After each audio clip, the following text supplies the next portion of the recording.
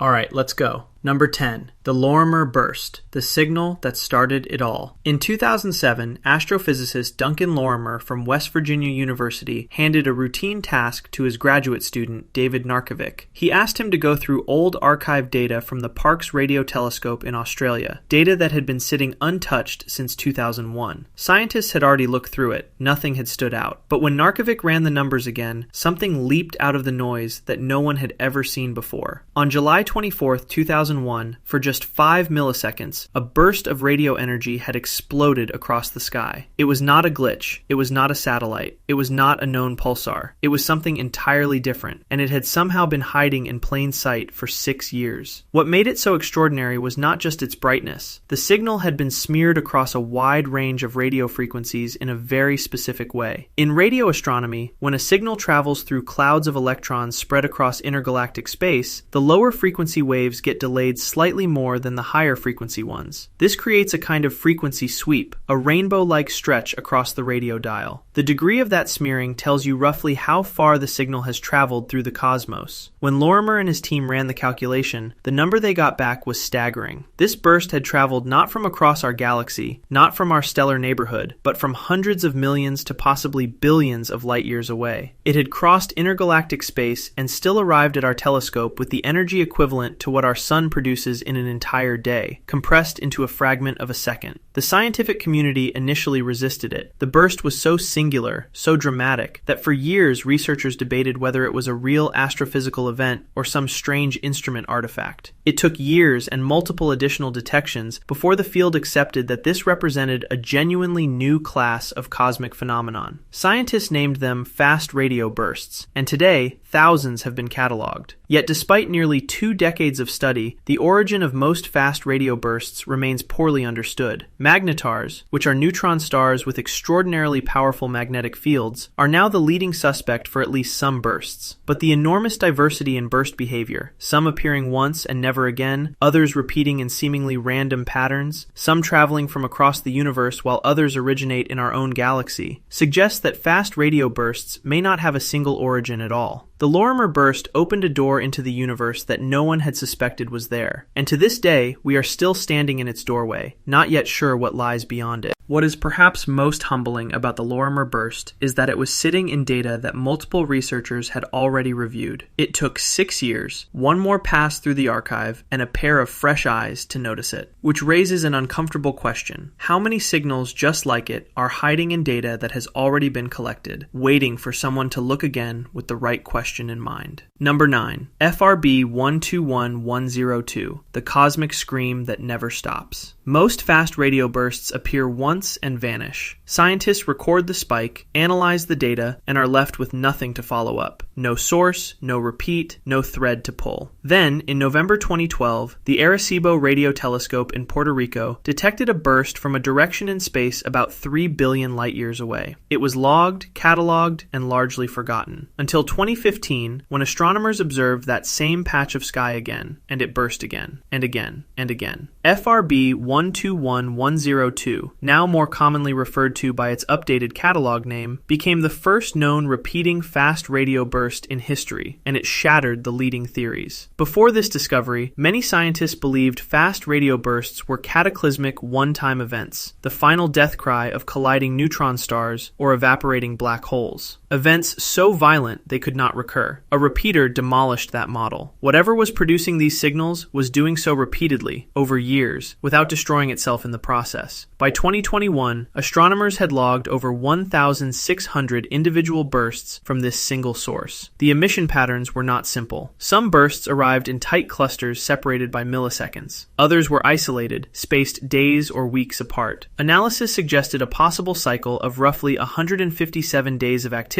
followed by periods of quiet, though this periodicity remains disputed among researchers. The source itself appeared to reside within a dwarf galaxy, embedded in a region of extreme magnetic field intensity based on the way the signal twisted as it passed through the surrounding environment. The leading explanation points to a magnetar in a particularly turbulent and magnetically complex neighborhood, but this model struggles to account for all the observed properties. The bursts display complex internal structure. Some arrive with multiple peaks inside a single millisecond. Their polarization patterns suggest suggest a chaotic and rapidly changing source environment. Researchers have also found that the rotation measure, a value encoding how much the signal's polarization rotates as it travels through magnetic fields, has been detected changing significantly between observations, as if the source environment itself is shifting and evolving over time. This is not behavior associated with any well-understood stellar object. The more data scientists collect, the more the mystery deepens. What kind of object can produce the energy output equivalent to millions of suns in a fraction of a second, do it over and over again across years, and still not fully match any object our physics predicts should exist? The fact that roughly 90% of all known fast radio burst sources have never repeated, while this one seems almost incapable of stopping, only adds to the strangeness. We do not know if repeaters and non-repeaters represent different objects or the same object caught in different phases of its life. The universe has given us thousands of examples of this phenomenon, and still has not given us a clean answer. Number 8. The galactic center ghost, a signal from the heart of the Milky Way. In early 2020, astronomers using the Australian Square Kilometre Array Pathfinder, a wide-field radio telescope operating out of the outback of Western Australia, detected something strange near the center of our own galaxy. The signal was catalogued as ASKAP J1935 2321635. It appeared 6 separate times between January and September of 2020, but followed no predictable rhythm. It would blaze into view at radio wavelengths, hold its brightness for weeks, then fade. Then weeks later it would return, sometimes brighter, sometimes fainter, on no schedule that any instrument could pin down. What made this signal genuinely baffling was not just its erratic nature, it was what astronomers could not find. Every instrument they turned toward it came back empty. X-ray telescopes, including the Chandra Observatory and the Swift satellite, observed nothing at the same location. Infrared telescopes pointed at it and detected no source. Optical telescopes saw nothing. In astronomy, when you detect a variable source in one wavelength and find nothing in the others, it is deeply unusual. Almost every known class of variable radio source leaves some trace at other wavelengths as well. Pulsars, magnetars, flaring stars, active galactic nuclei, all of them leave fingerprints across the electromagnetic spectrum. This signal had no fingerprints at all beyond its radio pulses. Researchers explored every plausible category. Stars were ruled out because the signal was far too bright and showed no infrared component. Pulsars were ruled out because no short timescale pulsation was ever found. The signal shared certain characteristics with a class of mysterious radio sources near the galactic center called galactic center radio transients, which are themselves poorly understood objects that turn on and off irregularly and appear only in radio waves. But even within that strange category, ASKAP J1935 2321635 did not fit neatly. Its burst timescales were different. Its behavior was different. Some researchers have suggested it might represent a new, currently unnamed class of stellar remnant. Others believe it could involve exotic magnetic interactions in the extreme environment near the galactic center. No consensus has been reached.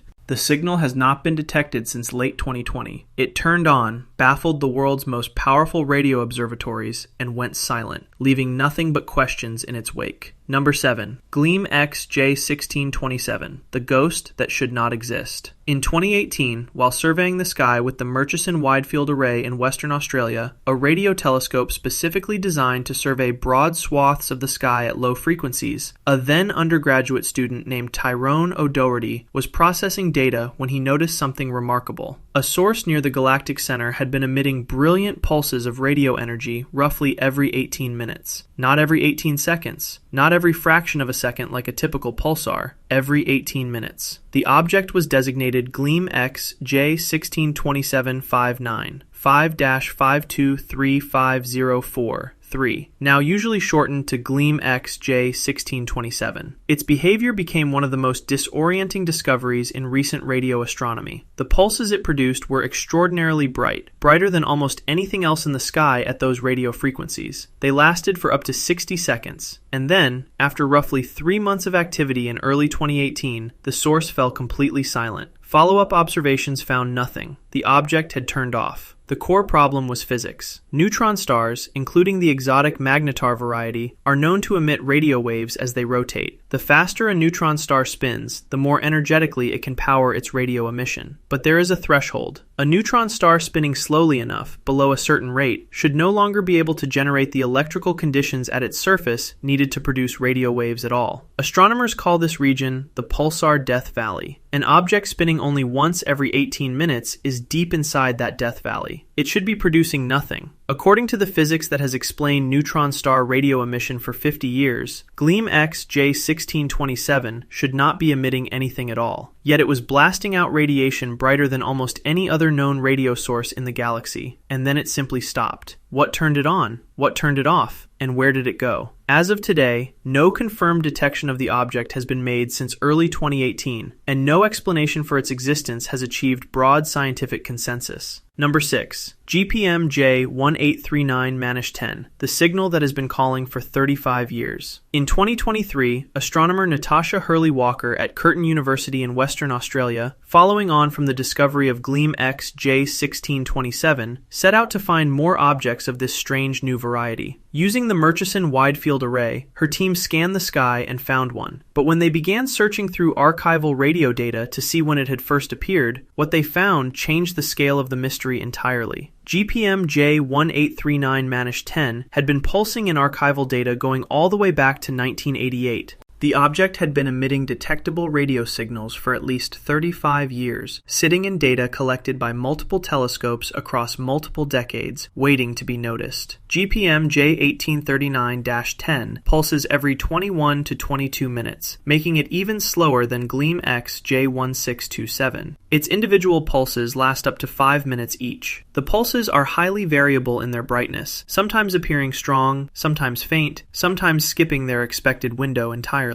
Yet the underlying period, that 21-minute clock, remains strikingly stable across decades of observation. This object has been ticking like some kind of cosmic metronome since at least the late 1980s. The physics objection that applies to GLEAM-X J1627 applies here with even greater force. A neutron star spinning this slowly should be producing absolutely nothing. The death valley that GLEAM-X J1627 violated, GPM J1839-10, is dramatically deeper inside. Yet it has been radiating continuously, or near continuously, for decades. Some researchers have proposed it might be an ultra-magnetized white dwarf rather than a neutron star. White dwarfs are the remnants of lower-mass stars, roughly Earth-sized objects with a solar mass compressed inside them. No isolated white dwarf has ever been observed producing radio pulses. However, some theoretical models suggest that in a binary system, where a white dwarf interacts with a companion star, certain conditions might permit radio emission. More recent work indeed suggests GPM J1839-10 may be a white dwarf in a binary orbit with a red dwarf star, with the radio beam powered by stellar wind interactions. But the full picture remains incomplete. GPM J1839-10 continues to pulse as it has for decades, and the deeper astronomers look, the stranger it becomes. Number 5. ASKAP J1935 plus 2148, the signal that cycles through 3 different personalities. In 2024, astronomers using the Australian Square Kilometre Array Pathfinder accidentally captured something astonishing while monitoring a gamma-ray burst. Hidden in the data from a completely different direction was a radio source pulsing on a 53.8-minute cycle. The object, designated ASKAP J1935 plus 2148, immediately stood out. Not only was its period far longer than any known pulsar, but as researchers accumulated more observations, they found the source was doing something that had never been seen in any other radio source. It was cycling through 3 completely distinct modes of emission. In its first mode, the object produces bright flashes lasting anywhere from 10 to 50 seconds, with a specific electromagnetic signature called linear polarization, meaning the radio waves undulate in one consistent direction as they travel through space. In its second transient mode, the pulses are much weaker, lasting a fraction of that duration, and show a different polarization pattern, this time circular. And in its third mode, the source simply stays silent, missing its expected pulse window entirely, as if it has temporarily switched off. These three states appear in no predictable order. The source shifts between them unpredictably, and the mechanism behind the shifts is not understood. According to our current understanding, a neutron star rotating once every 54 minutes sits so far inside the pulsar death valley that producing radio emission of any kind should be flatly impossible. A highly magnetized white dwarf remains a theoretical possibility, but no known white dwarf produces anything like this. The three distinct emission states, each with different polarization properties, different durations, and different energy levels, all coming from the same object with no clear physical model to explain how, represent something genuinely new. The scientist who discovered it said directly that the object's properties are entirely dissimilar from one state to the next, and that no existing astrophysical framework can explain all three together. Whatever ASKAP J1935 plus 2148 is, it does not fit into any category we currently recognize. Number 4. ASKAP J1832-0911, the signal that added X-rays to the impossible. In December 2023, the Australian Square Kilometre Array Pathfinder detected a bright radio source at a location in our galaxy roughly 15,000 light-years away. The object, eventually designated ASKAP J1832-0911, emitted radio bursts lasting approximately 2 minutes that repeated every 44 minutes with striking regularity. It was added to the growing list of long-period radio transients, the class of unexplained pulsing objects discovered only in 2022. Then, in February 2024, the source did something that electrified the astronomical community. It released pulses of extraordinary brightness, placing it among fewer than 30 known objects in the entire history of radio astronomy to have reached such an extreme radio luminosity. And by fortunate coincidence, NASA's Chandra X-ray Observatory happened to be pointed at a nearby patch of sky at the same time. When lead researcher Ziteng Wang and his team checked the Chandra data, they found X-ray emission coming from the same location as the radio bursts. It was the first time X-rays had ever been detected in association with a long-period radio transient. This single detection changed the nature of the problem. Radio emission alone can be produced by a wide variety of mechanisms, some subtle and exotic, some involving relatively modest magnetic fields. X-rays are different. X-rays come from extremely energetic environments, regions where matter is being heated to millions of degrees, where magnetic fields are doing catastrophic things to charged particles, where physical processes are operating at extremes. Any model that attempts to explain ASKAP J1832-0911 must now account for how the same object produces both the slow, rhythmic radio pulses and these violent X-ray outbursts. Wang described the discovery as finding a needle in a haystack, and noted that the X-rays suggest something dramatic happened to the object. By August 2024, follow-up Chandra observations showed the X-ray emission had completely vanished. The object had changed states. Its radio pulses continued, but its X-ray voice went silent, adding yet another layer of behavior that no existing theoretical framework satisfactorily explains. Number 3. Breakthrough Listen Candidate 1, the signal from our nearest neighbor. In April and May of 2019, the Breakthrough Listen project, the most comprehensive and well-funded search for extraterrestrial intelligence in human history, was conducting observations of Proxima Centauri using the Parkes radio telescope in Australia. Proxima Centauri is the closest star to our Sun, sitting just 4.2 light-years away, and it hosts at least one confirmed rocky planet in its habitable zone. An undergraduate student named Shane Smith was sifting through the data months later when he stumbled upon something that stopped him cold. Buried in the observations was a narrowband radio signal at a precise frequency of 982 MHz, drifting slightly in frequency over time in a way consistent with emission from an object in motion, exactly what you would expect from a transmitter on a planet orbiting a star. The signal passed through every filter the team could devise. It was narrowband, meaning it occupied an extraordinarily precise slice of the radio dial, far narrower than any known natural radio source. It appeared only when the telescope was pointed at Proxima Centauri, and not during the interleaved periods when the telescope was looking slightly away. It drifted in frequency in a way consistent with Doppler motion. The team named it Breakthrough Listen Candidate 1, and researchers within the the project privately acknowledged it was the most compelling candidate signal they had ever encountered, comparable to the famous WOW signal of 1977. Then the problems began to accumulate. When teams searched further through all the data collected at Parkes over the same period, they found dozens of additional signals showing the same frequency drift characteristics as BLC-1, but appearing at other times and other pointing positions. A signal from Proxima Centauri should not appear when the telescope is looking elsewhere. These look-alike signals pointed to something closer to home, likely a single electronic device somewhere near the observatory interfering with itself in a very specific way, producing harmonics that just barely leaked into the telescope's receiver. The Breakthrough Listen team ultimately concluded that BLC-1 was an unusually sophisticated form of local radio frequency interference, not a transmission from another civilization. Yet the precise origin of the interference was never definitively identified. The specific device, the specific mechanism, remains unconfirmed. BLC-1 was the signal that fooled every algorithm astronomers had built to screen out earthly contamination, and the ghost of its ambiguity has never been fully laid to rest.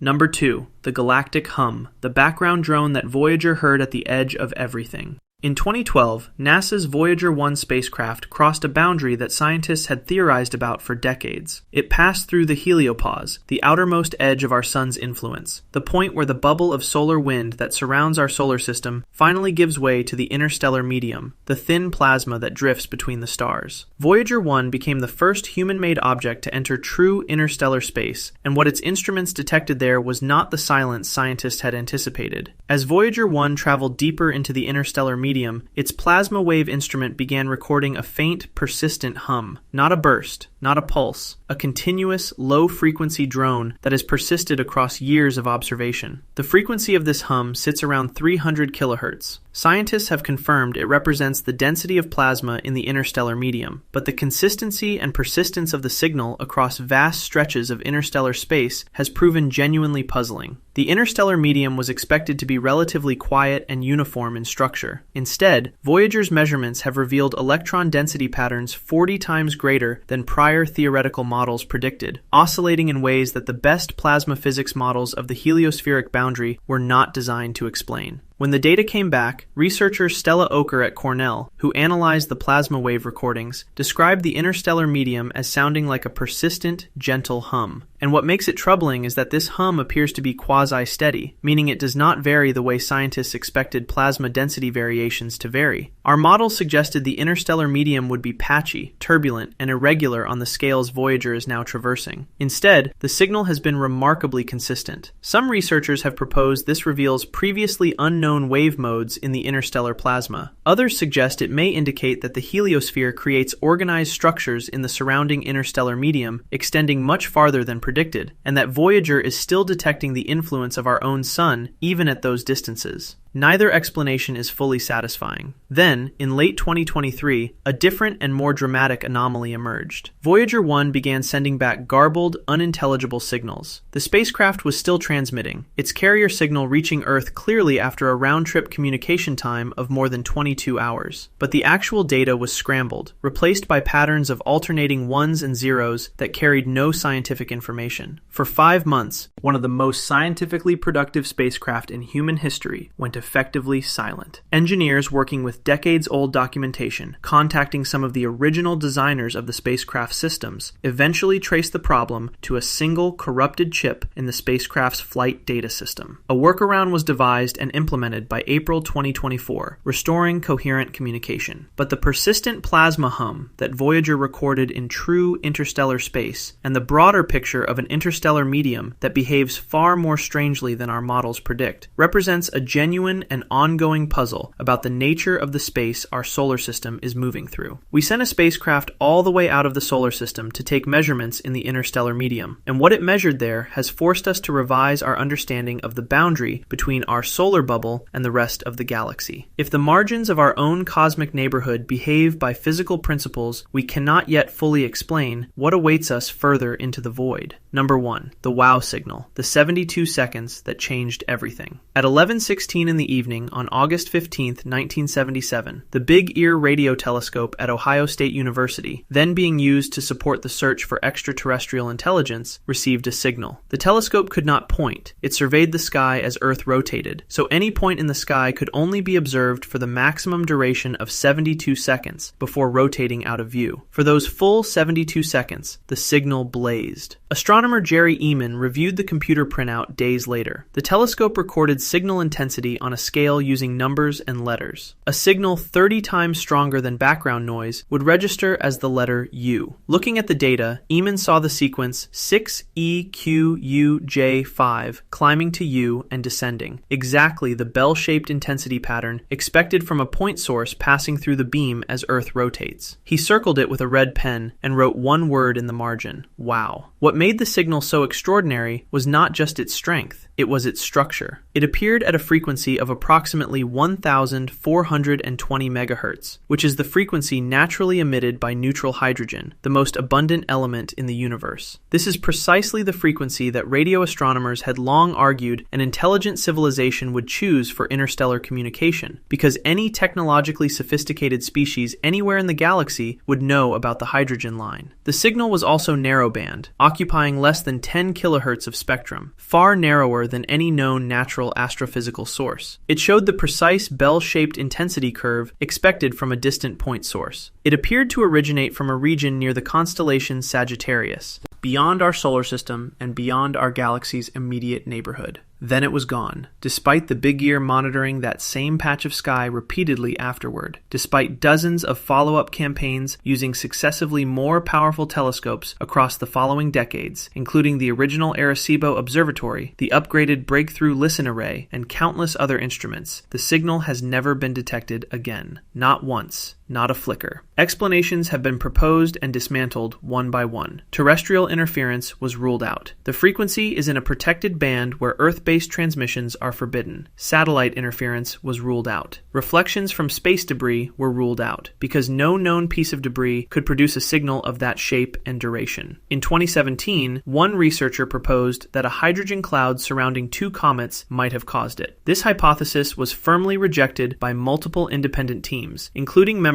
of the original Big Ear research team, who noted that comets do not emit strong, narrowband signals at the hydrogen frequency, and that the sighted comets were not in the correct position anyway. In 2024, researchers at the Planetary Habitability Laboratory at the University of Puerto Rico reanalyzed decades of previously unpublished archival data and proposed a newer explanation. They suggested the signal might represent a rare astrophysical event in which emissions from a powerful transient source, possibly something like a magnetar flare or a soft gamma repeater, suddenly energized a cold cloud of interstellar hydrogen, causing it to briefly surge in brightness at the hydrogen frequency. The project, called the Arecibo WOW Initiative, also spawned the creation of the WOW at Home network, a distributed array of smaller radio telescopes designed to continuously monitor for similar signals around the clock. Their own lead researcher, Abel Mendez, acknowledged directly that their results do not solve the mystery, only give the clearest picture yet of what it might have been. The uncertainty remains. No natural explanation has achieved anything approaching consensus. 47 years after that night in Ohio, researchers are still submitting new papers about a single event that lasted 72 seconds and was never seen again. What the WOW signal represents, nearly 5 decades after that night in Ohio, is not just an unresolved data point. It represents a question about the nature of the universe that our instruments, our technology, and our physics have so far been unable to answer. It matched every prediction scientists had ever made for what an intentional interstellar transmission would look like. It lasted exactly as long as the telescope allowed it to be observed, and then it vanished. Perhaps because the source moved on, perhaps because it was a one-time event, perhaps because whatever sent it had no intention of repeating, or perhaps for reasons we have not yet conceived of. The universe speaks to us in signals. Some of those signals we have learned to read. Fast radio bursts now tell us about the density of matter between galaxies. Pulsars serve as the most accurate natural clocks we have ever found. The cosmic microwave background is the oldest light in the universe, and we have mapped it in extraordinary detail. But other signals remain stubbornly outside our understanding. Strange radio transients pulsing on timescales that our physics says are impossible. An object near the galactic center that blazed brilliant for months and left no trace. A signal from the direction of our nearest stellar neighbor that fooled every filter our best algorithms could devise. A cosmic hum at the edge of the solar system,